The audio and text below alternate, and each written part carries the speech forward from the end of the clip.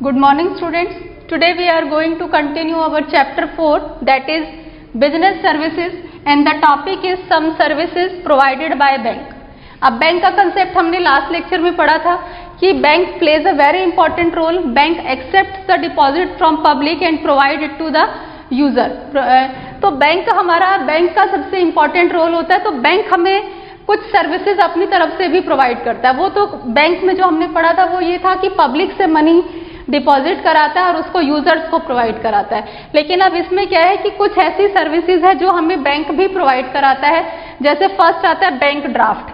अब bank draft का बड़ा सिंपल सा कंसेप्ट है. Bank draft is a financial instrument in which when one person remit the payment to another person. It is a financial instrument.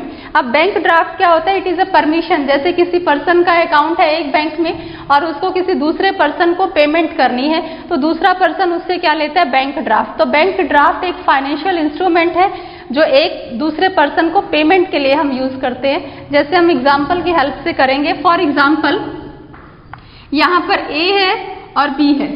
ए ने B को 1 lakh rupees देने हैं. तो बी क्या कहता है कि मुझे आप कैश में नहीं दो, मुझे चेक नहीं चाहिए, मुझे जो पेमेंट चाहिए वो बैंक ड्राफ्ट की फॉर्म में चाहिए, आप मुझे बैंक ड्राफ्ट इशू कर दो. तो ए क्या करता है? ए जाएगा बैंकर के पास. Banker means bank. अब बैंकर से कहेगा कि 1 लाख का बैंक ड्राफ्ट बना दो. अब बैंकर के दो कंडीशन हो सकती है. हो सकता है कि ए के अकाउंट में 1 लाख रुपीज हो, और अगर नहीं होगा, अगर है उसके अकाउंट में 1 लाख, तो bank with the permission of a वो 1 लाख रुपीज यूज करके एक बैंक ड्राफ्ट इशू कर देगा. प्लस उसके साथ साथ बैंक अपना कुछ ना कुछ कमीशन चार्ज करता है वो बैंक ड्राफ्ट बनाने के लिए. अगर ए के अकाउंट में वो 1 लाख रुपीज नहीं है तो ए 1 लाख रुपीज डिपॉजिट कराएगा. फिर बैंकर क्या करेगा? उससे कमीशन चार्ज करेगा और एक बैंक ड्राफ्ट इशू कर देगा. ठीक है. तो बैंक ड्राफ्ट के थ्रू हम क्या कर सकते हैं? मनी को 1 पर्सन से सेकंड पर्सन में ट्रांसफर कर सकते हैं. अब क्वेश्चन ये आता है कि बैंक ड्राफ्ट हमारा बैंक चेक से ज्यादा बैंक ड्राफ्ट की डिमांड क्यों की जाती है? रीजन ये है क्योंकि जो बैंक ड्राफ्ट है ये एक बिल्कुल सेफ और सिक्योर है as comparison to cheque. Cheque से ज्यादा सिक्योर क्या होता है? Bank draft. आप कहीं पर भी देख लोगे तो ज्यादातर पेमेंट बैंक ड्राफ्ट के थ्रू ही मांगी जाती है. रीजन क्या है? क्योंकि बैंक ड्राफ्ट हमारा सबसे सेफ है. चेक में क्या होता है? चेक बाउंस हो जाता है, चेक डिसऑनर हो जाता है. लेकिन बैंक ड्राफ्ट के साथ इस तरह की कोई कंडीशन नहीं है. बैंक ड्राफ्ट बिल्कुल सेफ है. रीजन क्या है?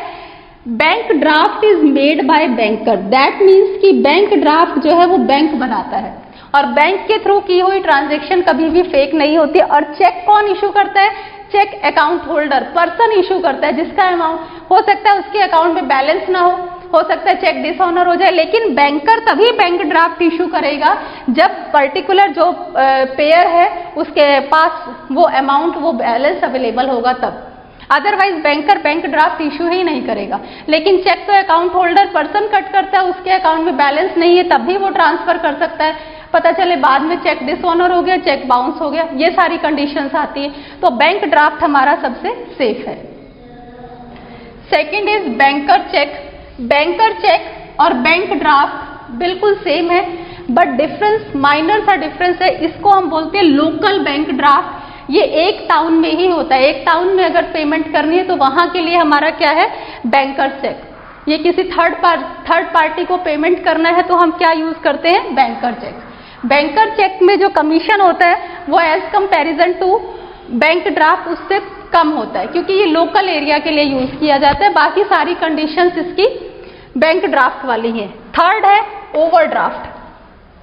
ओवरड्राफ्ट क्या होता है? किसी पर्सन का बैंक में करंट अकाउंट है तो वो अपनी लिमिट से ज्यादा भी अमाउंट को विड्रॉ कर सकता है. उसको हम क्या कहते हैं? ओवरड्राफ्ट. और ओवरड्राफ्ट में क्या होता है कि बैंक अपना एक परसेंटेज, एक इंटरेस्ट जो है वो चार्ज करता है.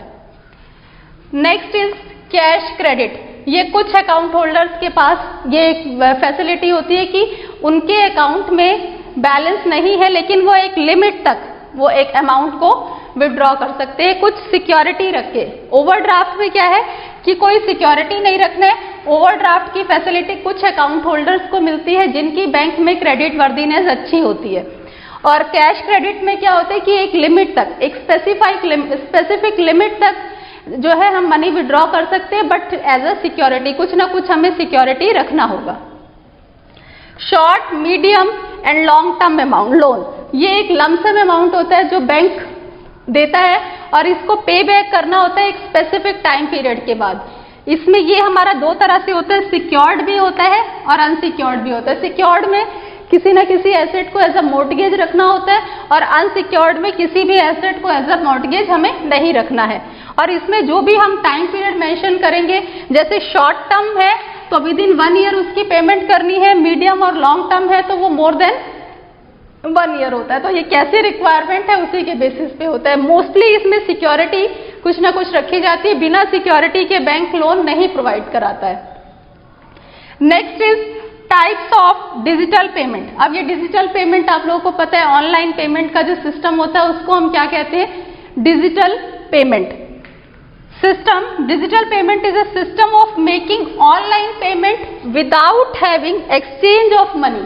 मनी का एक्सचेंज नहीं हो रहा है, कह रहे हैं कि money is transferred from account of payer to the account of receiver through internet. यहाँ पे फिजिकल एक्सचेंज तो मनी का हो नहीं रहा है कि हम उनको हाथ में कैश दे रहे हैं, यहाँ पे फिजिकल एक्सचेंज ऑफ मनी नहीं है, यहाँ पे मनी डायरेक्ट जो पेयर है उसके अकाउंट से रिसीवर के अकाउंट में ऑटोमेटिकली ट्रांसफर हो जाएगी। That is known as digital payment. Now what is the benefits of digital payment, e banking to customer और to bank. Firstly benefit of e banking to customer. E banking का customer को क्या benefit है, सबसे first point है digital payment and transparency. Digital payment का मतलब क्या हुआ कि जो हमारा ई बैंकिंग है यहाँ पे without involving the exchange of money, money exchange नहीं हो रहा है, डिजिटल पेमेंट हो जा रही है। दैट मीन्स कि हमारी पेमेंट कैसे हो रही है, money transfer from the account of payer to account of receiver. Payer के अकाउंट से ऑटोमेटिकली मनी कहाँ ट्रांसफर हो जाएगी, रिसीवर के अकाउंट में। और ट्रांसपेरेंसी है, each and every transaction is transparent, किसी तरह का कोई यहाँ पे हिडन डिटेल नहीं है। 24/7 सर्विसेज, सबसे मेन बेनिफिट जो होता है ई बैंकिंग का, 24 घंटे सर्विसेज है, 365 डेज। कभी ऐसा नहीं है कि ऑनलाइन सर्विसेज किसी दिन बंद होती है। बैंकिंग के केस में क्या होता है, जब हमारा ऑफलाइन सिस्टम है, सैटरडे हाफ टाइम है, संडे ऑफ है, तो ट्रांजैक्शन हम बैंक के अकॉर्डिंग डिपेंड हो जाते हैं। लेकिन ई बैंकिंग का बेनिफिट क्या है कि 24/7 आवर्स हमेशा यहाँ पे सर्विसेज प्रोवाइड की जाती है, किसी तरह की कोई टाइम बाउंडेशन नहीं है। जब जिसके पास टाइम अवेलेबल हो वो बैंकिंग की ट्रांजैक्शन को कर सकता है। Third is convenience.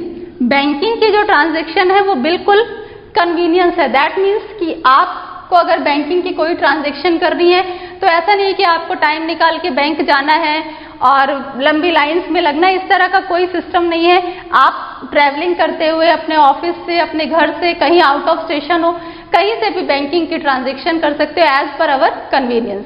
ऐसा नहीं है कि बैंक के पास जाना है, टाइम निकालना है, इस तरह का कोई सिस्टम नहीं है। Financial discipline.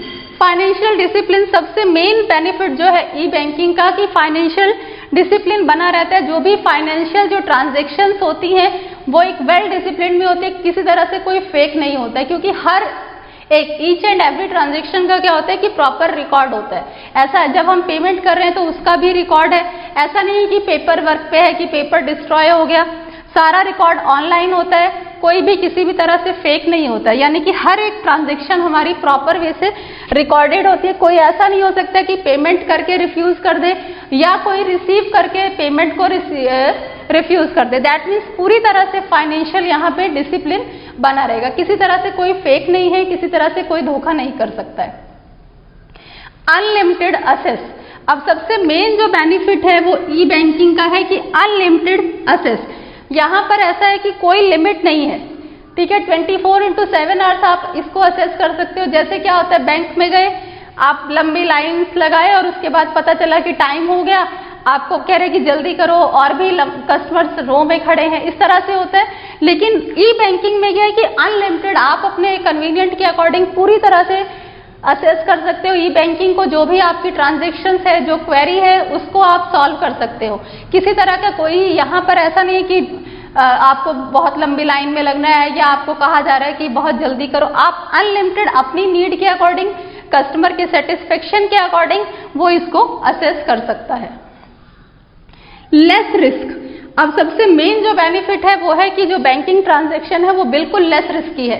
क्या होता है कि अब तो आप लोग ऑनलाइन पेमेंट का सिस्टम जानते हैं, ऑनलाइन पेमेंट हो जाता है। पहले क्या होता था कि कस्टमर को एक कहीं जाना है तो एक हैवी अमाउंट में कैश कैरी करना पड़ता था, उससे क्या होता था फ्रॉड के चांसेस हैं, रॉबरी के चांसेस हैं। बट जो हमारा ई बैंकिंग है वो लेस रिस्की है। किसी को पेमेंट करना है या कहीं पर हमें अमाउंट लेके जाना है तो हमें कैश रखने की जरूरत नहीं है, हम ई बैंकिंग के थ्रू ऑनलाइन पेमेंट कर सकते हैं। तो इससे क्या होता है डायरेक्ट जो अमाउंट है वो पेयर के अकाउंट से रिसीवर के अकाउंट में चला जाता है, हमें कैश कैरी करने की जरूरत नहीं है। तो this is the benefit of e banking.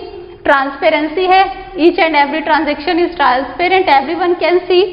24/7 hour services है, नो टाइम बाउंडेशन। कन्वीनियंस है, आप अपने कन्वीनियंट के अकॉर्डिंग घर से, ऑफिस से, कहीं से भी पेमेंट कर सकते हो। डिसिप्लिन, डिसिप्लिन का मतलब है कि हर एक रिकॉर्ड, हर ट्रांजेक्शन का रिकॉर्ड मेंटेन किया जा सकता है। अनलिमिटेड असेस, आप कस्टमर अपनी सेटिस्फेक्शन के अकॉर्डिंग जब तक सेटिस्फाइड नहीं हो सकता तब तक इसको असेस कर सकता है। रिस्क नहीं है कि हमें बहुत ज्यादा कैश कैरी करना है, रिस्क बिल्कुल भी यहाँ पे नहीं है। Next is benefit to bank. अभी तक तो था कि कस्टमर को ई बैंकिंग के क्या बेनिफिट है, जैसे कस्टमर के लिए ई बैंकिंग हमारा बेनिफिशियल है, ऐसे ही बैंक्स के लिए भी ई बैंकिंग हमारा बेनिफिशियल है। कॉम्पिटिटिव एडवांटेज, सबसे बेस्ट फर्स्ट पॉइंट क्या है कि कॉम्पिटिटिव एडवांटेज, बैंक को कॉम्पिटिशन का एडवांटेज मिलता है। दैट मीन्स कि बैंक जो है वो एक साथ नंबर ऑफ ब्रांचेस को मतलब कि कनेक्ट कर सकते हैं। Second is unlimited network. अब ई बैंकिंग से क्या है कि बैंक का जो नेटवर्क है वो एक लिमिटेड एरिया तक नहीं है, बैंक का अनलिमिटेड नेटवर्क है। बैंक क्या कर सकता है, एक मॉडर्न पीसी कनेक्ट किया और नंबर ऑफ यूजर्स की, कैश विड्रॉल लिमिट, कितना कैश चाहिए, वो सारी चीजों को एक ही प्लेस से असेस कर सकता है। दैट मीन्स कि बैंक का जो नेटवर्क है वो अनलिमिटेड है, कोई एक लिमिट नहीं है कि बैंक एक जगह पर बैठा है। यहाँ पर क्या है, ई बैंकिंग है, अनलिमिटेड नेटवर्क है, नंबर ऑफ यूजर्स अपने अपने प्लेस से इसको यूज कर सकते हैं।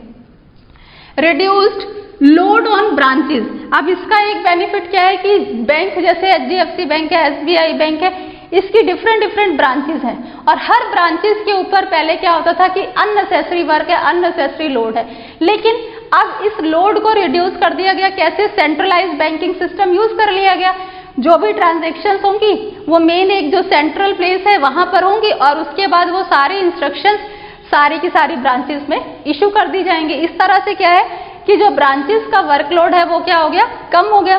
सारा कंट्रोल क्या है, centralize. That means main branch में सारे डिसीजन, सारा वर्क होगा और उसको क्या कर दिया जाएगा, इलेक्ट्रॉनिक बैंकिंग के थ्रू सारे जितने भी ब्रांचेस हैं उनको इंस्ट्रक्शंस दे दी जाएंगी। तो ई बैंकिंग हमारे लिए मोस्ट इंपॉर्टेंट है। सबसे पहले हमने बैंक की सर्विसेज, बैंक हमें डिफरेंट टाइप्स की सर्विसेज देता है।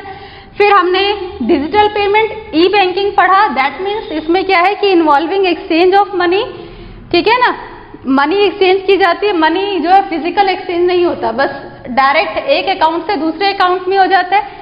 ई बैंकिंग का कस्टमर के लिए बेनिफिट है एज वेल एज बैंक के लिए भी बेनिफिट है कि बैंक को कॉम्पिटिटिव मिल जाएगा, बैंक का भी अनलिमिटेड नेटवर्क है और जो ब्रांचेस का वर्कलोड है वो भी हमारा रिड्यूस हो जाएगा। Hope so this lecture is clear to everyone. Thank you.